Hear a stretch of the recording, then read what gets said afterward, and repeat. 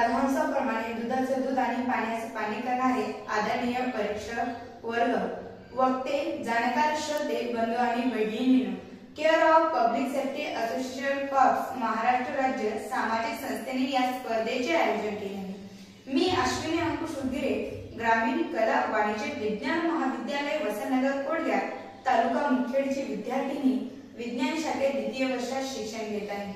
केंद्र व राज्य शासनाच्या विविध शिष्यवृत्ती योजना आणि त्यांची अंमलबजावणी या विषयावर आपलं मनोगत मांडणार आहे। सर्वांनाच माझा सहस्र नमस्कार। ज्ञानाशिवाय माणूस अपूर्ण आहे, पण ही संपत्ती प्रत्येकालाच मिळते असे नाही। अनेक वेळा गरिबीच्या जाळ्यात अडकलेली ही स्वप्ने वेळेपूर्वीच कोमेजतात। शिक्षण हा प्रत्येकाच्या आयुष्याचा पाया आहे हे जिथं म्हटलं जातं, तिथं हाच पाया भक्कमपणे उभारण्यासाठी काहीची आर्थिक परिस्थिती नसते। तेव्हा याच आर्थिक अडचणीवर मात करण्यासाठी शासनाच्या शिष्यवृत्ती योजना जणू काळोखातला दीप, तहानलेल्या जमिनीवरचा पावसाचा थेंब किंवा उगवत्या सूर्याची पहिली किरण ठरते। ज्याच्याकडे असते ज्ञान त्याचे भाग्य महान।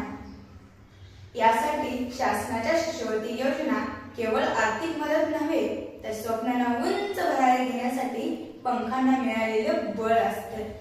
केंद्र व राज्य शासनाच्या विविध शिष्यवृत्ती योजना आणि त्यांची अंमलबजावणी या विषयाच्या अनुषंगाने शिष्यवृत्ती योजना का असावी, शिष्यवृत्तीचे फायदे, शिष्यवृत्ती योजनेची योग्य अंमलबजावणी का असावी आणि त्यांचा जनमानसावर पडणारा प्रभाव, त्यातून समाजात घडणारा बदल याबद्दल सांगू इच्छिते।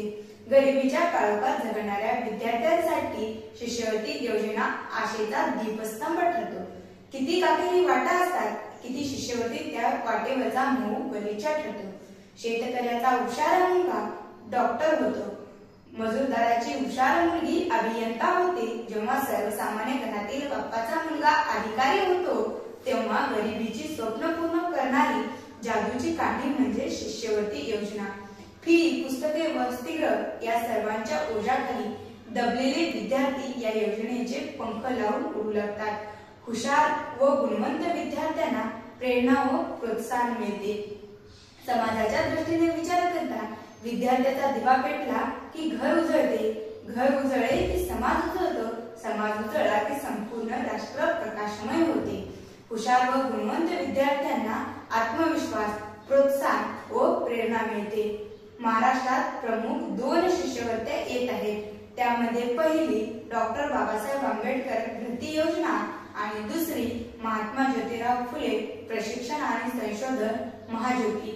या 2 शिष्यवृत्तींचा लाभ घेऊन महाराष्ट्रातील विद्यार्थ्यांना प्रदेशात जाऊन पदव्युत्तर पदवी आणि पीएचडी करण्याचा यामागचा मूळ उद्देश आहे। या व्यतिरिक्त केंद्र सरकारच्या काही शिष्यवृत्त्या आहेत। त्यामध्ये न्यायधर ओसी योजना आणि दुसरी डॉक्टर बाबासाहेब आंबेडकर आंतरराष्ट्रीय शिष्यवृत्ती योजना। या 2 शिष्यवृत्तींचा लाभ घेण्यासाठी महाडीबीटी पोर्टलद्वारे किंवा केंद्र सरकारच्या संबंधित मंत्रालयाच्या वेबसाईटवर अर्ज करता येतो। अशा शिष्यवृत्तींचा लाभ घेऊन महाराष्ट्रात नामांकित व्यक्ती घडले ते म्हणजे डॉक्टर बाबासाहेब आंबेडकर। त्यांनी याच शिष्यवृत्तींचा लाभ घेऊन समाजासाठी अमूल्य योगदान दिले। त्यांना बडोदा संस्थानाकडून मिळालेल्या शिष्यवृत्तीमुळे ते कोलंबिया या उच्च महाविद्यापीठातून शिक्षण घेऊन संविधानाची रचना केली। दलित व उपेक्षित समाजाला मुख्य प्रवाहात येण्याची संधी दिली। त्यांच्या या सामाजिक समतेच्या लढाईमुळे लाखो लोकांना प्रेरणा मिळाली। या व्यतिरिक्त काही केंद्र सरकारच्या शिष्यवृत्ती आहेत। त्यामध्ये मॅट्रिकोत्तर शिष्यवृत्ती, आर्थिकदृष्ट्या दुर्बल मागास शिष्यवृत्ती, आदिवासी शिष्यवृत्ती, त्याचबरोबर महाराष्ट्र शासनातर्फे काही शिष्यवृत्त्या दिल्या जातात। त्यामध्ये सावित्रीबाई फुले शिष्यवृत्ती, राजश्री शाहू महाराज शिष्यवृत्ती, आदिवासी सुवर्ण महोत्सवी शिष्यवृत्ती, याचबरोबर जिल्हा परिषद शाळांद्वारे प्राथमिक व माध्यमिक शिष्यवृत्ती परीक्षा, तसेच खासगी संस्थांमध्ये टाटा बिर्ला फाउंडेशनद्वारे काही मर्यादित स्वरूपाच्या शिष्यवृत्त्या दिल्या जातात। पुणे विद्यापीठ, मुंबई महाविद्यापीठ याद्वारे मेरिट आधारित शिष्यवृत्त्या दिल्या जातात। प्रभावी अंमलबजावणी करण्यासाठी उपाययोजना। प्रभावी अंमलबजावणी करण्यासाठी अर्ज प्रक्रिया सुलभ व सोपी केली पाहिजे। अर्ज भरताना सुलभ व पारदर्शक असले पाहिजे। पात्रता व निष्ठांचे सबलीकरण, जटिल कागदपत्रांची आवश्यकता कमी करून जास्तीत जास्त विद्यार्थ्यांना लाभ कसा होईल याकडे लक्ष लक्ष दिलं पाहिजे.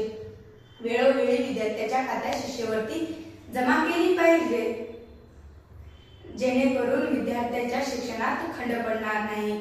तंत्रज्ञानाचा वापर करून आधार लिंक पेमेंट आणि डिजिटल कागदपत्रांचा वापर केला पाहिजे, जेणेकरून जास्तीत जास्त विद्यार्थ्यांना लाभ घेता येईल. मॅट्रिकोत्तर शिष्यवृत्तीमध्ये महाराष्ट्रातील 3.83 लाख विद्यार्थ्यांनी लाभ घेतला होता. सामाजिक समता निर्माण करून आर्थिकदृष्ट्या दुर्बल व मागास विद्यार्थ्यांना मुख्य प्रवाहात येण्याची संधी मिळते. हुशार व गुणवंत विद्यार्थ्यांना प्रेरणा व प्रोत्साहन मिळते. भ्रष्टाचाराने भरभटलेल्या काळ्या ढगात अडकता कामा नये. शिष्यवृत्ती योजना ही पैशाची थैली नाही, तर ती भविष्याची किल्ली आहे. काळोखात झगमगणारा तारा आहे. तिचा लाभ प्रत्येक पात्रताधारक विद्यार्थ्याला झालाच पाहिजे. एवढे बोलून मी थांबते. जय हिंद.